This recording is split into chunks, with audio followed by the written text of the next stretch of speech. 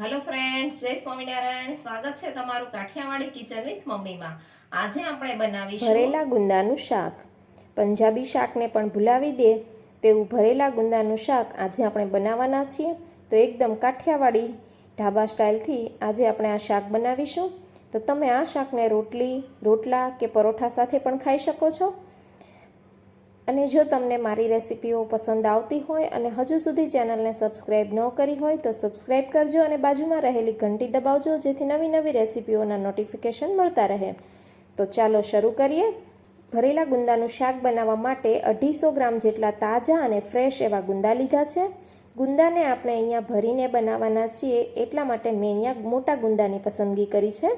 અને હવે આપણે તેની ઉપરનો ભાગ જે છે તેને આ રીતે કાઢી લઈશું. અને હવે આપણે ગુંદાની અંદર જે ઠળિયા કે પછી તેના બી હોય તેને આપણે કાઢી લેવાના હોય છે. તો એના માટે આ રીતે એક દસ્તો કે પછી કોઈ પણ બીજી વજનવાળી વસ્તુ લઈ લેવાની અને આ રીતે હલકું એને આપણે તેની ગુંદાની ઉપર મારીશું તો ગુંદો ખુલી જશે. અને આ રીતે એક છરીની અણીથી આપણે થોડું પ્રેસ કરી અને ઠળિયાને આ રીતે કાઢી લઈશું. તો આપણે જોઈ શકીએ છીએ કે ઠળિયો તરત બહાર આવી જતો હોય છે. તો આપણે આ રીતે આપણા બધા જ ગુંદાના ઠળિયાને કાઢી લઈશું. અને હવે ઠળિયો કાઢેલા જે ગુંદા છે તેને આપણે જે અથાણું બનાવીએ ત્યારે જે કેરીનું ખાટું પાણી નીકળતું હોય છે તે પાણીમાં એડ કરી લઈશું, જેથી ગુંદાની બધી જ ચીકાશ નીકળી જાય. અને જો આવું ખાટું પાણી તમારી પાસે ના હોય તો તમે ગુંદાને છાશમાં પણ આપણે ગુંદાને પલાળી શકીએ છીએ. તો અહીંયા આપણે આ બધા જ ગુંદાના ઠળિયા નીકળી ગયા છે અને મેં તેને પાણીમાં લઈ લીધા છે. ગુંદા ભરવા માટેનો મસાલો રેડી કરી લઈશું. તો ગુંદા ભરવા માટેનો મસાલો બનાવવા માટે મેં અહીંયા એક મિક્સર જારમાં અડધી વાટકી શેકેલી શીંગ, 1 વાટકો ભાવનગરી ગાંઠિયા, 10 થી 15 નંગ જેટલા કાજુ, 3 ચમચી જેટલા તલ, થોડું ટોપરું લીધું છે. અને હવે આ બધાને આપણે ક્રશ કરી લઈશું. તો આપણો આ મસાલો ક્રશ થઈ ગયો છે, તો આપણે તેને હવે એક બાઉલમાં કાઢી લઈશું. આપણો મસાલો રેડી થઈ ગયો છે. તો હવે આપણે જે ખાટા પાણીમાં ગુંદાને બોળી રાખ્યા છે તેને આપણે વોશ કરી અને પાણી નિતારી અને તેમાંથી અલગ કરી લઈશું. તો આ રીતે આપણે આપણા બધા જ ગુંદાને પાણી નિતારી અને એક જારીમાં લઈ લઈશું, જેથી તેમાં રહેલું બધું જ પાણી નીતરી જાય. તો આપણા ગુંદા હવે આપણે બધા જ જારીમાં લઈ લીધા છે. તો આપણે તેમાં ભરવા માટેનો મસાલો રેડી કરી લઈએ. ગુંદા ભરવાનો મસાલો બનાવવા માટે આપણે જે મસાલો ક્રશ કર્યો છે તેને આપણે એક બાઉલમાં લઈ લઈશું અને તેમાં ક્રશ કરેલા આદુ મરચાં, 1 ચમચી હળદર, 2 ચમચી લાલ મરચું પાવડર, 2 ચમચી ધાણા જીરું, 2 ચમચી મીઠું અને કોથમરી એડ કરી દઈશું. અને હવે આપણે તેમાં એક નાનો ટુકડો જેટલો ગોળ એડ કરી દઈશું અને 2 ચમચી તેલ નાખી લઈશું અને બધું બરાબર મિક્સ કરી લઈશું. અહીંયા આપણે ગુંદાનો મસાલો બનાવીએ છીએ તો આપણે તેમાં 1 ચમચી જેટલો આમચૂર પાવડર એડ કરીશું, જેથી મસાલાનો ટેસ્ટ ખૂબ સરસ આવે અને શાક પણ એકદમ સરસ ખાટું મીઠું તૈયાર થશે. આ આમચૂર પાવડરની રેસીપી મેં ડિસ્ક્રિપ્શન બોક્સમાં આપેલી છે. તો આપણો આ મસાલો આપણે હવે બરાબર મિક્સ કરી લઈશું. તો મસાલો એકદમ સરસ મિક્સ થઈ ગયો છે. તો આપણો આ મસાલો ગુંદા ભરવા માટે રેડી છે. તો હવે આપણે ફોડીને તૈયાર કર્યા છે જે ગુંદા તે લઈ લઈશું અને તેમાંથી એક ગુંદું લઈ અને આ રીતે થોડો મસાલો હાથમાં લઈ થોડું થોડું પ્રેસ કરી અને મસાલાને ગુંદામાં આપણે ભરી લેવાનો છે. તો આ રીતે આપણે થોડો થોડો મસાલો લેતા જઈશું અને ગુંદાને આખું થોડું થોડું પ્રેસ કરી અને આખું ભરી લઈશું. તો આપણે આ રીતે આપણા બધા જ ગુંદાને ભરી લેવાના છે.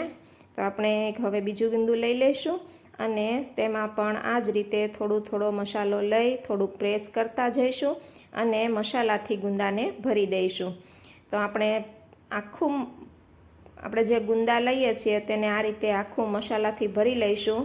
તો ભરેલા ગુંદાના શાકનો એકદમ સરસ ટેસ્ટ આવે છે. તો અહીંયા આપણા બધા જ ગુંદા ભરાઈને હવે રેડી થઈ ગયા છે.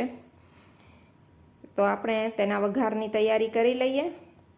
તો વઘાર કરવા માટે એક હેવી બોટમવાળા પેનમાં 4 થી 5 ચમચી તેલ એડ કરી લઈશું. તેલ ગરમ થાય એટલે આપણે તેમાં 1 ચમચી રાઈ, 2 થી 3 નંગ મરી, 1 એલચી, 1 બાદિયું અને 2 ટુકડા તજ, આ બધું આપણે તેલમાં એડ કરી લઈશું. 1 ચમચી જીરું એડ કરીશું.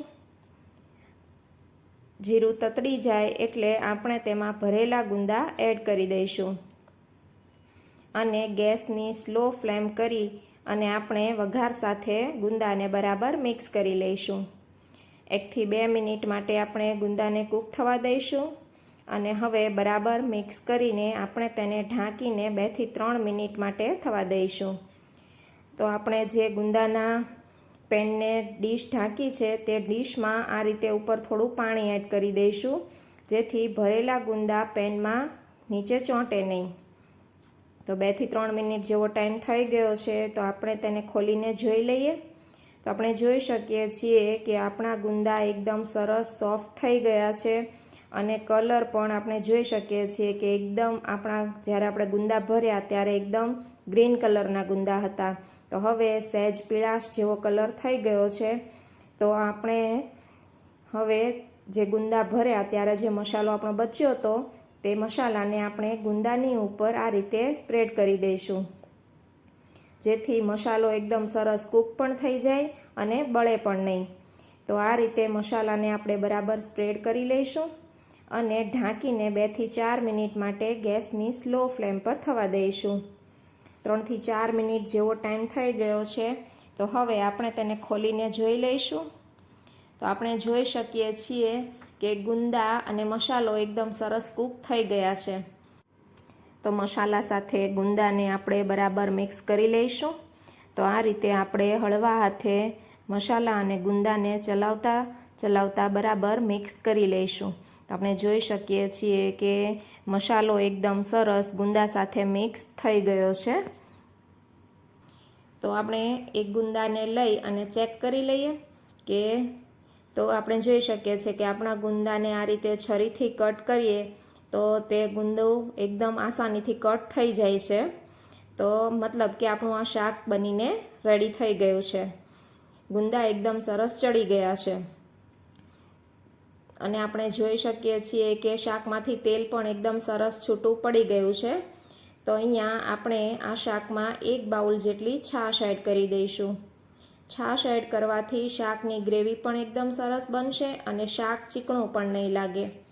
અને આપણે આ રીતે બધું બરાબર મિક્સ કરી લેવાનું છે. તો હવે આપણે તેને 1 થી 2 મિનિટ માટે ચલાવતા રહીશું, જેથી મસાલો અને છાશ એકદમ મિક્સ થઈ જાય. તો આપણે જોઈ શકીએ છીએ કે હવે આપણી આ ગ્રેવી એકદમ ઉકળવા માંડી છે. તો આપણે તેને ઢાંકીને 1 થી 2 મિનિટ માટે ગેસની સ્લો ફ્લેમ પર થવા દઈશું. 2 મિનિટ જેવો ટાઈમ થઈ ગયો છે. તો આપણે ખોલીને જોઈ લઈએ.